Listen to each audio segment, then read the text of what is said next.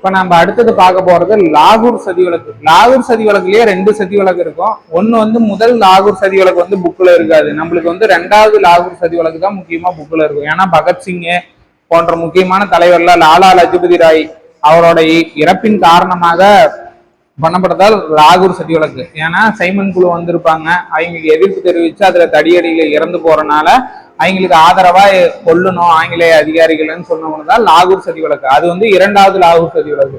முதல் லாகூர் சதி வழக்குங்கிறது 1915 பிரித்தானிய ஆட்சிக்கு எதிராக, இதே மாதிரிதான் ஆங்கிலேய ஆட்சிக்கு எதிராக நடைபெற்றதுதான் முதல் லாகூர் சதி அப்படின்னு சொல்லலாம். ஓகேங்களா?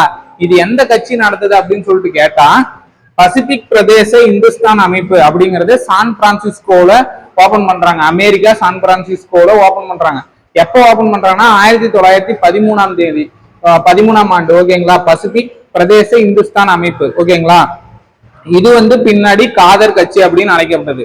இதோட தலைவர் யாருன்னு கேட்டா சோஹன் சிங் பக்னா அப்படிங்கிறவர் இதோட தலைவர். ஆனா நிறுவனர் யாருன்னு கேட்டா லாலா ஹர்தயாளர்.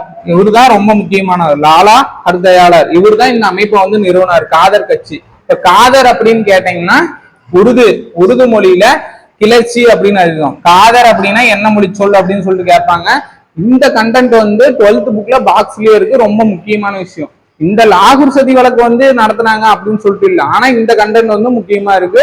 எப்பன்னு கேட்டா காதர் கட்சி என்ன மொழி காதர் அப்படின்னு கேட்டா உருது. இதுக்கு என்ன அர்த்தம் அப்படின்னு சொல்லிட்டா கிளர்ச்சி அப்படின்னு அர்த்தம். இவங்க வந்து எங்க இந்த சதி வழக்கு, முதல் லாகூர் சதி வழக்கு எங்கெங்க நடந்துச்சுன்னு கேட்டா யுஎஸ்ஏவிலையும் லாகூர்லயும், இந்தியாவில லாகூர் பிரிக்கப்படாத பாகிஸ்தான் இருக்கிற அந்த மாதிரி பிரிக்கப்படாத ஏரியா லாகூர்லயும் யுஎஸ்ஏவிலையும் இந்த பிரச்சனையும் நடந்திருக்கு. இதே மாதிரி காதருங்கிற நியூஸ் பேப்பரையும் இவங்க வந்து தொடங்கினாங்க. ஓகேங்களா? இதுதான் முதல் லாகூர் சதி வழக்கு. அடுத்தது 2ஆம் லாகூர் சதி வழக்கு பார்க்கலாம். 2வது லாகூர் சதி வழக்கு இப்ப பார்க்க போறோம். இதுல முக்கியமா நம்ம யாரை பத்தி பார்க்க போறோம்னா லாலா லஜபதி ராய பக்கம் பார்க்க போறோம். அதே மாதிரி புரட்சிகர தேசியவாதிகள் சில பேர்த்த பத்தி பார்க்க போறோம். இதுல ரொம்ப முக்கியமான ஆளு, எக்ஸாம் பாயிண்ட் ஆஃப் வியூல நம்ம கேட்க போக வேண்டிய முக்கியமான ஆளு யாருன்னா பகத்சிங். ஓகேங்களா? அவரை பத்தி கொஞ்சமான முக்கியமான விஷயங்களை பார்க்கலாம். ஏன்னா ஏற்கனவே அவரை பத்தி கொஞ்சம் இதுக்கு முன்னாடி ப்ரீவியஸ்ல எப்பயுமே அவரை பத்தி கேட்பாங்க. அவரோட தாய் தந்தையரை பத்தியும் கேட்டிருக்காங்க. ஒரு ப்ரீவியஸ்லாம் அவரோட தாயார் பேர் என்ன அப்படின்னு சொல்லிட்டு எல்லாம் கேட்டிருந்தாங்க. அதனால அவரை பத்தி கொஞ்சம் தனிப்பட்ட முறையில முக்கியமா பாத்துக்கலாம். பகத்சிங் எங்கு பிறகுறாருன்னா பஞ்சாப்ல லாயல்பூர் மாவட்டத்துல ஜான்வாலா அப்படிங்கிற ஒரு ஏரியாவில பிறகுறாரு. 1907 28 செப்டம்பர்.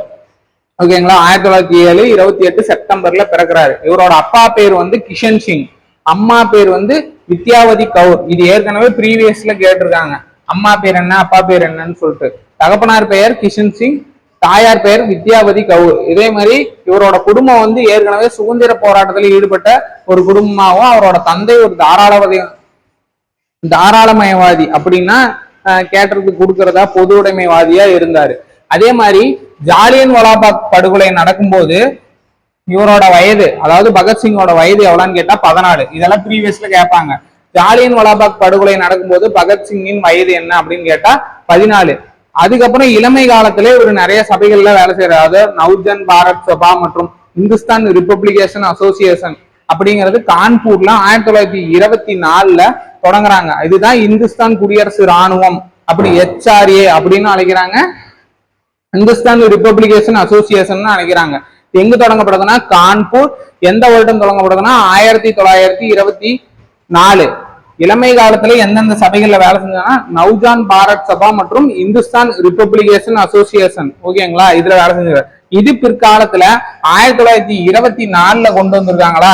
இது பிற்காலத்துல 1928 இந்துஸ்தான் சோசியலிஸ்ட் ரிப்பப்ளிகேஷன் அசோசியேஷன் அப்படின்னு சொல்லிட்டு பகத்சிங்கும் அவருடைய நண்பர்கள் பேர்ல மாத்தப்படுறாங்க. ஓகேங்களா? இதோட தலைவர்களா மொத்தம் ஒரு 4 பேர் இருக்காங்க. யாருன்னா சந்திரசேகர் ஆசாத், ராஜகுரு, சுகதேவ் மற்றும் பகத்சிங். இந்த 3 பேர்த்தோட சேர்ந்து பகத்சிங் இந்த அமைப்போட தலைவரா செயல்படுறாரு.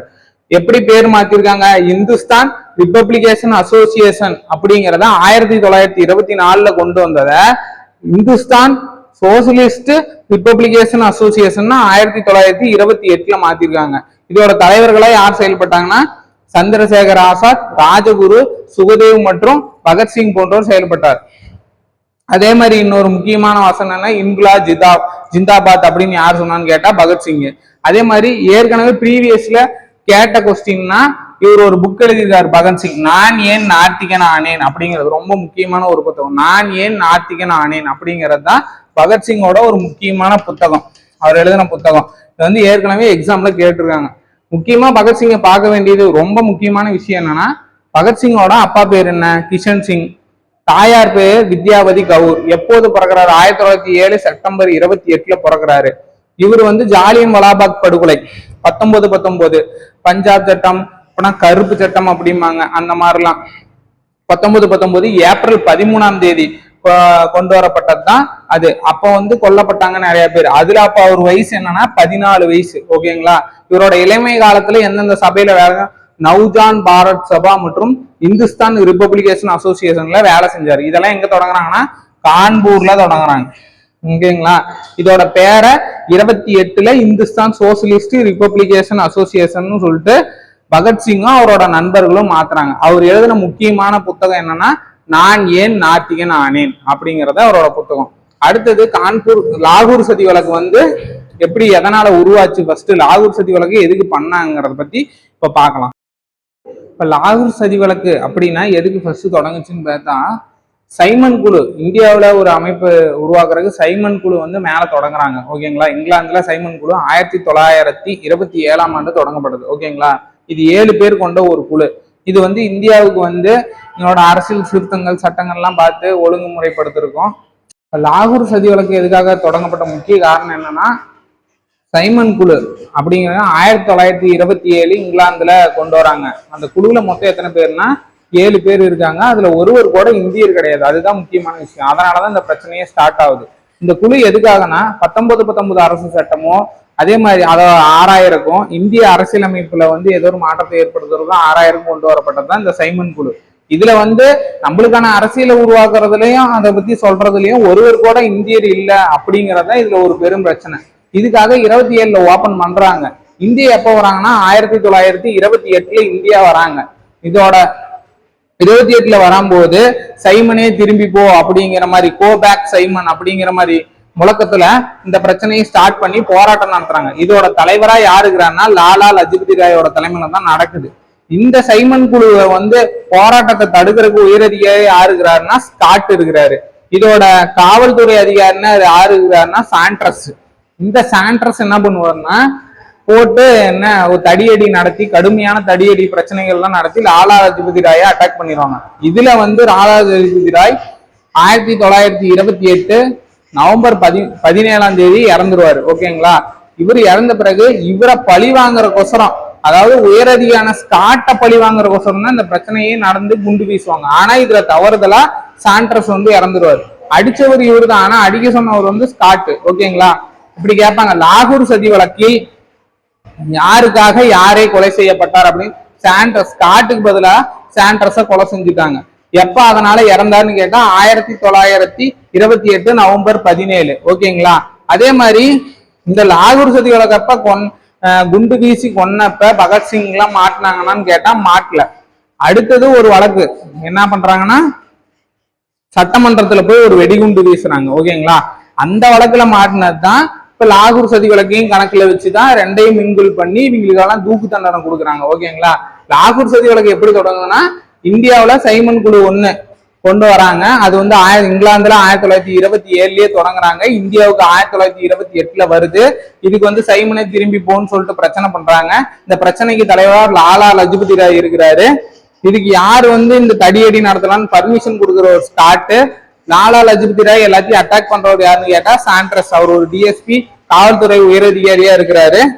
இதுல அடிபட்டனால இறக்குறவர் தான் 1928 நவம்பர் 17 லாலா லஜபதி ராய் டெத் ஆயிடுறாரு. ஓகேங்களா? இதுக்கு பின்னாடி வந்து இவரை பழி வாங்குற கொசரம் நடக்கிறது தான் இந்த லாகூர் சதி வழக்கு. அதை பத்தி நம்ம இப்ப ஃபுல்லா பார்க்கலாம். இப்ப அடுத்தது என்ன பண்றாங்கன்னா, தொழிலாளர்கள் வர்க்கத்திற்கு எதிராக சட்டம் இயற்ற அதற்காக தொழிற் தகராறு மசோதா அப்படின்னு சொல்லி ஆங்கிலேயர் வந்து நாடாளுமன்றத்துல கொண்டு வர பாக்குறாங்க. அப்படி சட்டமன்றத்துல கொண்டு வர பார்க்கும்போது அந்த நாள் தேர்வு பண்ணி ஒரு குண்டு வீசுறாரு. ஒரு புரட்சிக்கான குண்டா இது இருக்குது. இதுல வந்து யாரையும் கொலை பண்ணல, யாரையும் பிரச்சனை பண்ணல, யாருக்கும் எந்த பாதிப்பும் ஏற்படுத்தல. ஆனா இது வந்து ஆங்கில ஏகாதிபத்தியத்திற்கு எதிராக எங்களோட புரட்சி அப்படிங்கறத வெளிப்படுத்துற விதமா தான் இந்த குண்டு வீசப்பட்டது.